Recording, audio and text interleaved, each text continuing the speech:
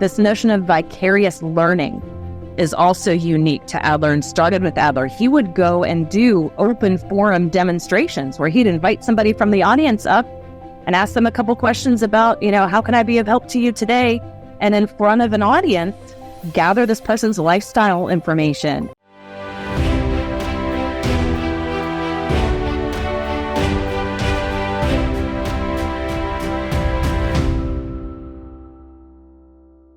What does contribution look like? The way when you shared contribution, maybe they're younger children, and of course there's a dog that is calling for me at this time. So please excuse the dog sounds. But contribution may be where children get to feel useful in some way, where they're maybe involved in independently completing a task, maybe helping with dinners, lunches, just some way where they feel like they're capable. Exactly right. And that, I may be jumping the gun a little bit, but Betty Lou Bettner and Amy Lou developed kind of as an add-on to Dreiker's 4 misguided goals of behavior, they developed the 4 crucial C's. And so these 4 crucial C's are another way of, and perhaps an antidote to, kids going into the bad behavior categories because they're discouraged. So again, kind of the 4 C's are connection, capable, count, and courage. So we got to start with connection. Are we finding ways for kids to feel a sense of connection? And again, more introverted kids, they're not going to go and join a big group. They're going to keep to themselves. So is there a way to kind of find out who those more introverted, shy kids are and have them come together in a smaller group? And then your loud, extroverted other kids can, kind of be in a bigger group. So that's connection. When we feel connected, when we feel that sense of belonging, then we also feel capable, like we're able to do certain things. Kids love to feel a sense of being capable. So again, this could look like, from a 2-year-old, helping to put their sippy cup or whatever on the counter when they're done with it. Kind of age-appropriate tasks. Kids are so much more capable of things than we give them credit for. So, kids could be helping with, meal prep, lunch prep, snack prep, cleaning up, sorting laundry. I mean, there's so many things that kids can do from really young ages. The same thing in the classroom, right? So kids can help organize toys, help clean up at the end of a playtime period. So again, just kind of recognizing how do we foster that sense of feeling capable? So when we're connected and we feel capable, then we know that we matter or that we count. So finding ways so kids know that their presence matters is also really important. And so that's where helping others and kind of recognizing that we can do good things for others, I think helps foster the sense of count or mattering. And then the last one is courage. When we have those first 3, then we're going to feel courage. We're going to feel encouraged, and we're going to have courage to face life's difficult times. I think for parents, the first step would be, if you're noticing lots of what you would call bad behavior, stop and think, how am I fostering these 4 crucial C's in the dynamics in my house? And same thing for teachers. If you're seeing a lot of, bad behavior, referrals to the office, what are the ways that you can then come back and be like, do the kids feel connected? Do they feel a sense of being capable? Do they know that they matter, or that they count and have courage? Yeah. And it sounds like, Susan, the 4 C's could be practiced at school separately and at home. Because often while I worked in schools, we looked at hey, if the parents, however, even if we just do these things at school, or if we just do these things to encourage or get the children to that encouraged state, it's good enough. I think that's the first step. Yeah, for sure. Susan, from your experience, how can Adlerian principles be applied practically in everyday interactions with children and students and colleagues to promote positive growth and development?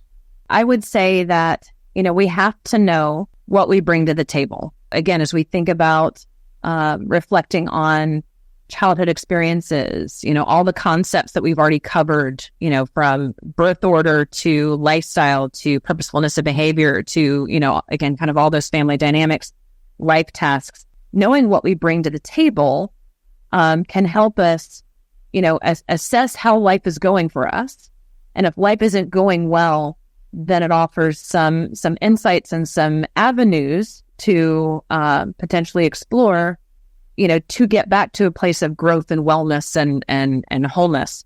For anybody who wants to start applying Adlerian psychology in their everyday life, and again, you don't need a degree to do it, but as you think about some useful ideas. So one thing I hope is that, this hand idea, right? And attending to like each of those fingers and asking yourself, how is this going for me? Or if you're a parent, who's got a kid struggling in school, right? So if school is their work task, because that's just the age appropriate task, then it's figuring out, well, what do we need to do to get you the help and the support you need so that is going better for you? So it's, knowing to ask questions about how's school going. And then, if you're like my kids, most of the time it's the answer you get is fine. So then it's figuring out what are the other ways to ask about the school day, the school task, because it's more than just sitting in a classroom and learning. We know that school is a, mind, body, spirit task, just like work is for adults. Same thing for kiddos in school. So figuring out ways to ask those questions so you can, as a parent or as a teacher, get a sense of, what's really going on with this kid. Is school going well, or is there some struggle there? Figuring out what are the questions that yield conversation related to each of the other tasks. And that may be something you do around the dinner table or the breakfast table, or again, in that nighttime routine when everybody's, snuggled up on a couch maybe, and everybody gets to share, some highs and some lows from the day, related to, each of those 5 tasks. I think, really looking for paying attention to lifestyle is another practical application.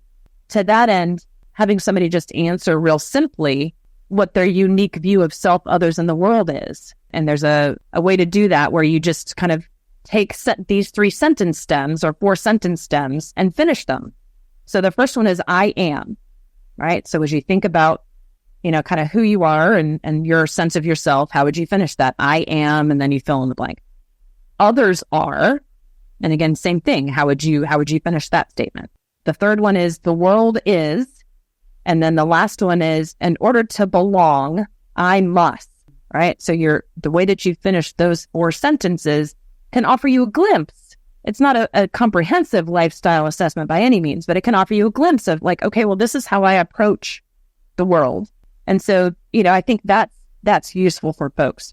In my work as a counselor as well as a consultant, one of the things that I use, and I mentioned it earlier, is the Basis A inventory. And so it's a 65 item, questionnaire, takes 5 to 10 minutes. It doesn't diagnose you with anything. It really just measures, what are those lifestyle traits based on these 10, continuous scales. And then, I use that in a consultative, kind of a process, and it helps people know, again, here's your playing cards, right? As we used that metaphor earlier, these are the different cards, and this is how you typically play them, right? So Adlerian psychology is a psychology of use, not possession.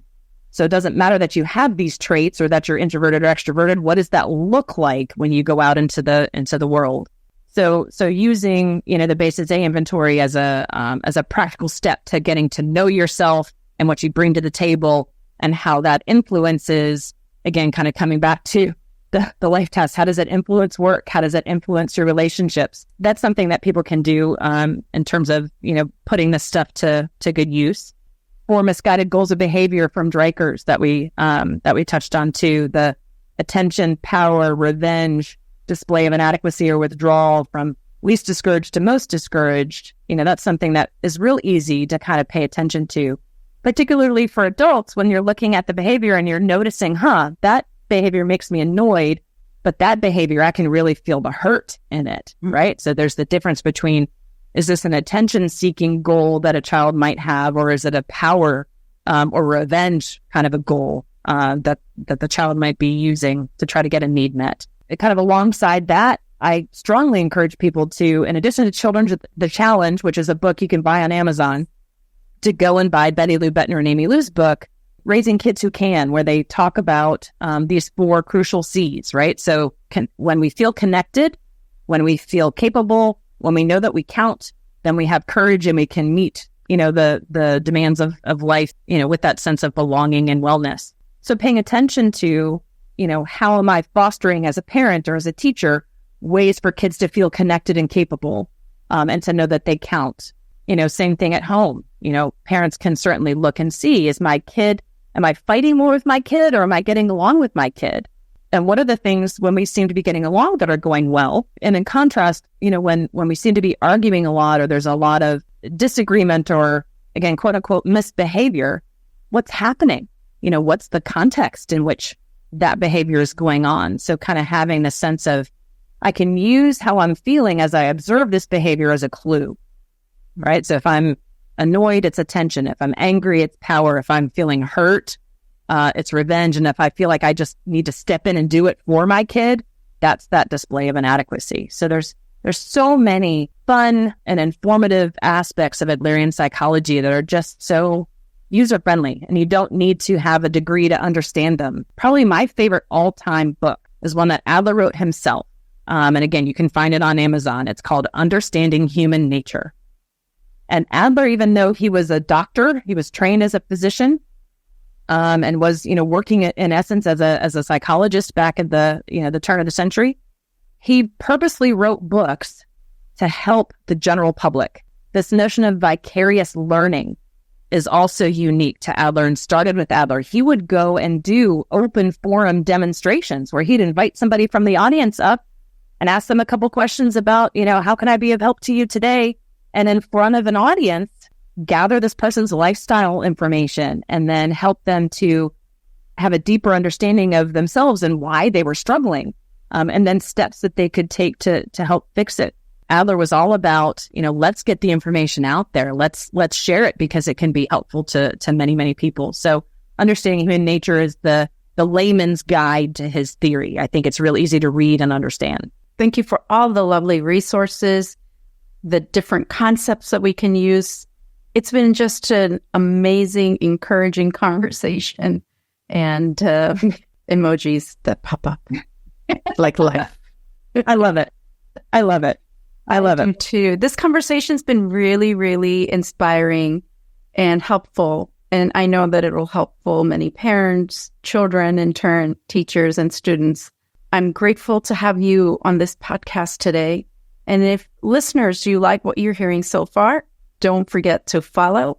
And please add comments for conversations you'd really like to listen more about, and would be happy to share those in the future podcast. Thank you for paying attention to what we had to share, and looking forward to hearing and seeing you again. Susan, thank you. Thank you. If you like the content of this video, please don't forget to follow. And also, if you want more information, visit the website, yogipateltte.com.